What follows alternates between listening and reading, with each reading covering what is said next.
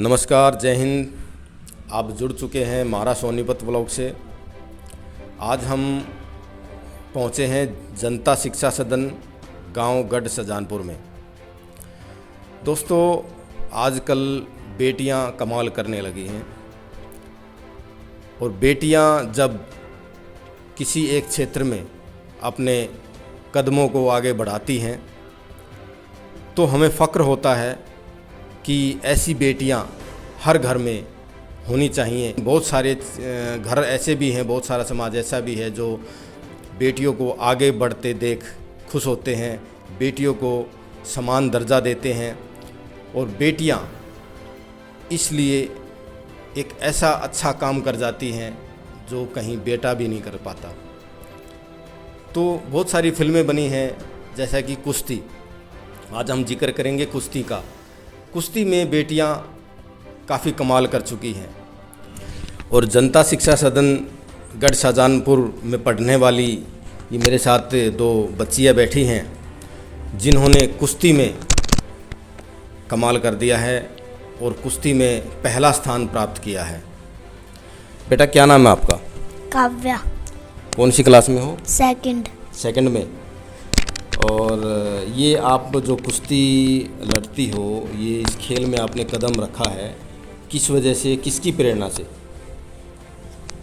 किसने बताया आपको कि भी कुश्ती लड़नी चाहिए? मैंने सुल्तान फिल्म देखी थी, जब से मैंने मम्मी से कही थी मम्मी मैं भी सुल्तान बनूंगी। अच्छा, सुल्तान फिल्म देखी थी। देखिए, फिल्मों का भी हमारे बच्चों पर काफ़ी असर पड़ता है। वो बात अलग है कि कोई बच्चा उसको उसका प्रभाव गलत लेके जाता है, किसी बच्चे पर गलत प्रभाव पड़ता है और किसी पे अच्छा। बिटिया ने सुल्तान फिल्म देखी, वहाँ से इसने जो है ना कुश्ती लड़ने का फैसला किया कि मैं कुश्ती सीखूंगी और लड़ूंगी और जीतूंगी। बेटा, माता पिता कहाँ से, आप कौन से गांव से हैं? मारा। हाँ जी, मारा गांव से हो। तो पिताजी क्या करते हैं? टूर ट्रेवल का काम है। अच्छा, तो आपने जो कुश्ती लड़ी है कितने वर्ग भार में लड़ी है, कितने किलो भार वर्ग में? 24। कहाँ पे थी ये कुश्ती? राड़तना गांव में। अच्छा, तो जब आप कुश्ती जीती उसके बाद आपके परिवार से आपके माता पिता ने क्या कहा, क्या बोला? पापा क्या बोले? पापा बोले अच्छा हुआ, अच्छा किया। अच्छा, आपका नाम क्या है बेटा? जानवी। क्या उम्र है आपकी? 9 साल। कौन सी क्लास में पढ़ते हो? 4th क्लास में। तो आपने कितनी भार वर्ग में ये कुश्ती लड़ी है? 32। तो आपके जो दूसरे कम्पिटिटर थे जो लड़ रहे थे आपके साथ में, जो लड़की थी, उसका क्या, वो कहाँ से थी, पता है आपको? नहीं पता। ठीक है। तो आपको कैसा लगा कि भी जब आपने ये कुश्ती जीती और प्रथम स्थान हासिल किया, कैसा लगा आपको? अच्छा लगा। आपने कहाँ से सीखा? मैंने अपने कोच से सीखा था। कोच का नाम क्या है? रविंदर जी। तो आप किस अखाड़े में जाते हो? रायपुर अखाड़े में। तो वहाँ पे कौन आपको सिखाता है, किससे आपको प्रेरणा मिली? रविंदर कोच से और गुरुजी से बलराज गुरुजी। बलराज कहाँ से हैं वो? रायपुर गांव से। बलराज गौतम। अच्छा, तो आगे अब आप कुश्ती लड़ना चाहोगे आगे पढ़ाई के साथ साथ? हाँ। ठीक है। देखिए, बच्चियों में काफ़ी जोश है, जज्बा है और पढ़ाई के साथ में ये कुश्ती लड़ना चाहती हैं और कुश्ती में अच्छा खासा इन्होंने मुकाम भी हासिल कर लिया है कि भी इतनी सी उम्र में इन्होंने पहला स्थान प्राप्त किया है। अभी हमारे साथ में बैठे हैं दीपक राणा जी, उनसे हम थोड़ी सी बात करते हैं इन बच्चियों के बारे में, क्योंकि इन्हीं के स्कूल में ये पढ़ती हैं। ये ऐसे जो अपना जनता शिक्षा सदन है उसके ये संचालक हैं। नमस्कार जी। बताइए सर इनके बारे में, ये जो बच्चियां कुश्तियाँ लड़ती हैं और स्कूल में भी अपना स्कूली कार्य भी करती हैं, पढ़ाई भी करती हैं साथ में, और ये कैसे मैनेज करती हैं, उनके जो परिवार वाले हैं ये कैसे किस प्रकार से ये चीज़ें सारी मैनेज करते हैं, दूसरे लोग भी, दूसरे माता पिता भी इनसे कुछ सीखें कि भी पढ़ाई के साथ साथ कुश्ती भी की जा सकती है। मैं आपको बताना चाहूँगा ये हमारे स्कूल की बहुत ही इंटेलिजेंट लड़कियां हैं, साथ में स्पोर्ट्स में भी इन्होंने स्कूल का, गांव का नाम रोशन किया है।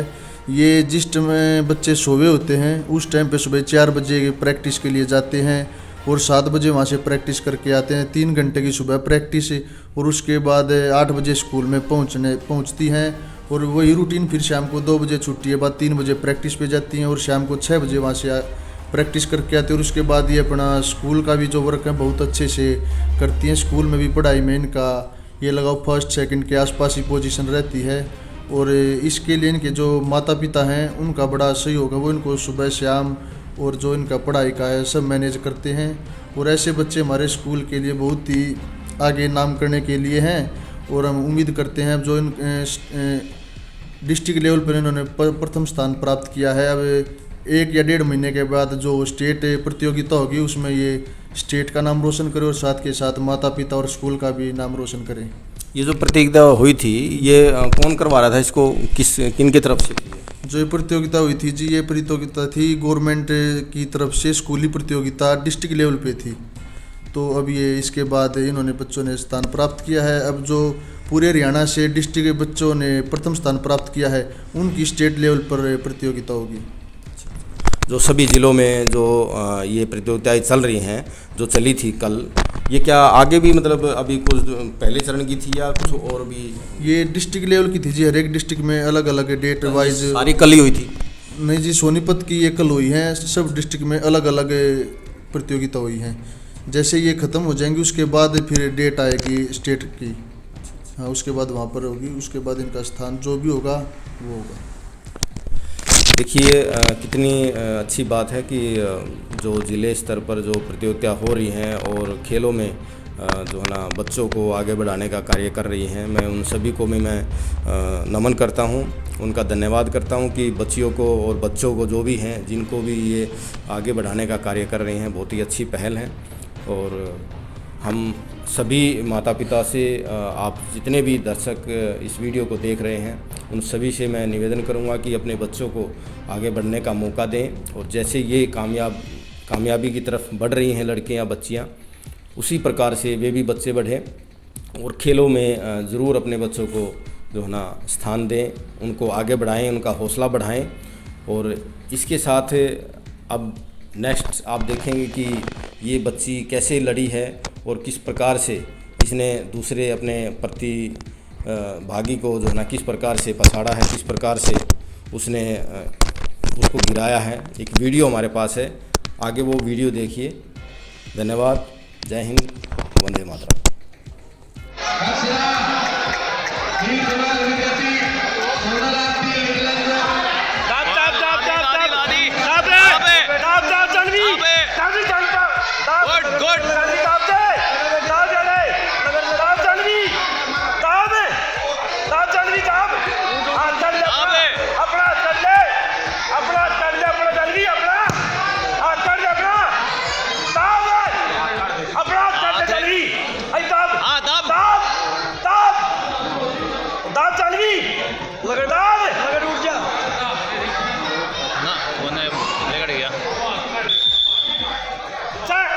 सर बच्चा जा आराम से खड़ियो खड़ियो खड़ियो चामी केयर केयर चल होगी होगी होगी होगी डन डन डन डन हो गया ये बालक